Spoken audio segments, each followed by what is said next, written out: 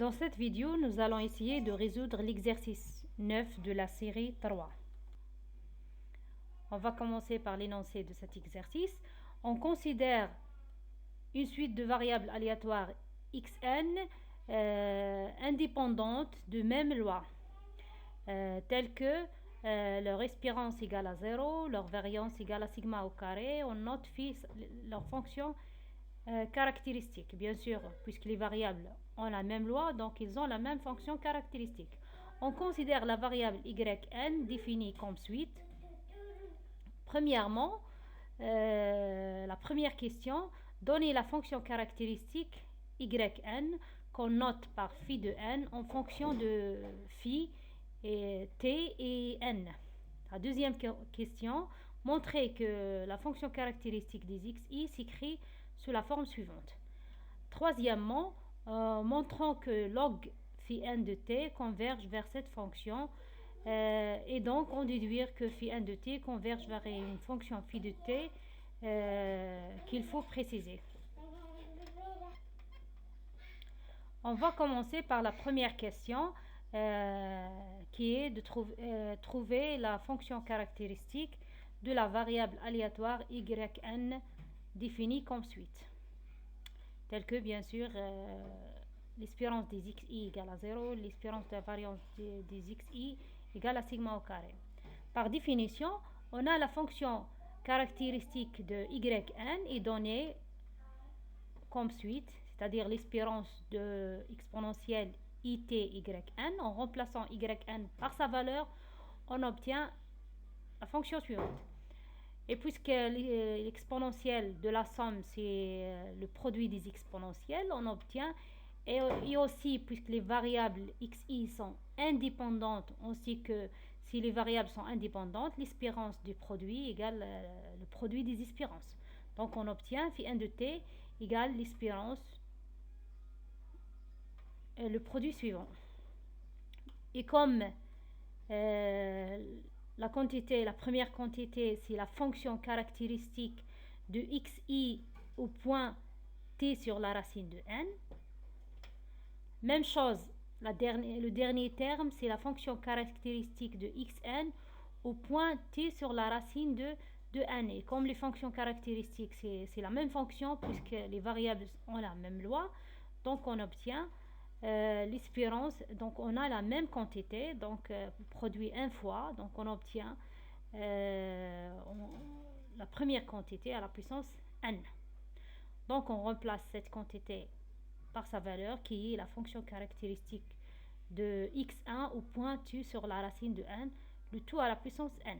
Ceci est la fonction caractéristique de la variable aléatoire yn. Donc pour la deuxième question, on fait le développement de Taylor au voisinage de 0 de phi. On obtient la quantité suivante. Bien sûr, ce développement jusqu'à l'ordre 2.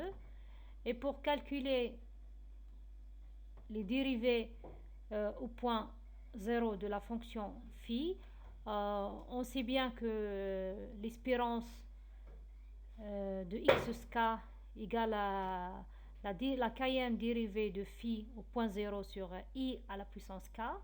Bien sûr, ceci, si la variable x à la puissance k est intégrale, comme on a vu déjà dans les vidéos précédentes.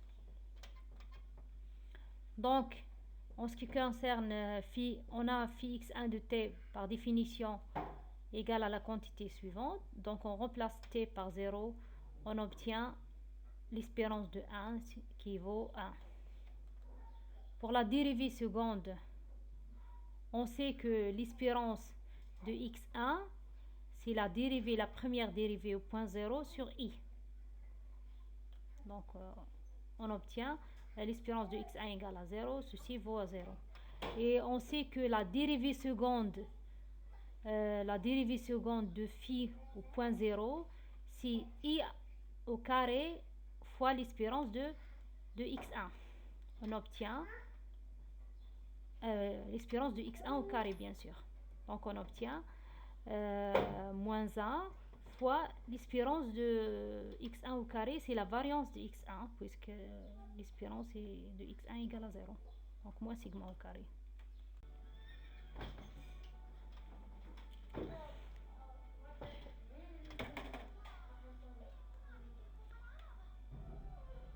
Donc en remplaçant phi de 0 par sa valeur, phi prime de 0 égale à 0, phi de prime de 0 par sa valeur, on obtient que la fonction phi de x s'écrit comme suit.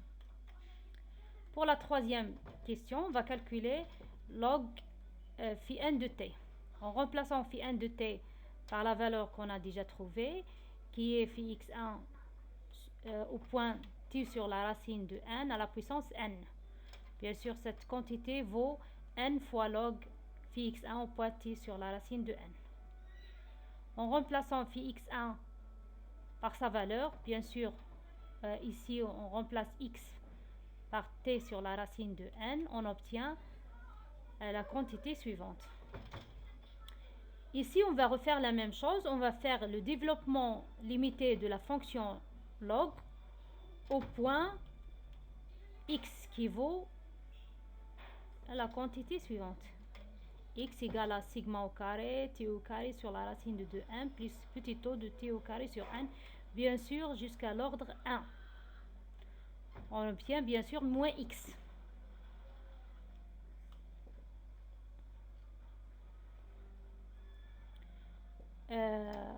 En multipliant par n, donc le n ici sera simplifié par cet n là, et ici on va trouver n fois petit o de t au carré sur n qui tend vers 0 quand n tend vers l'infini.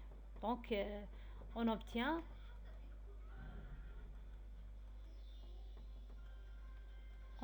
que quand n tend vers l'infini, cette quantité tend vers moins sigma au carré t au carré sur 2.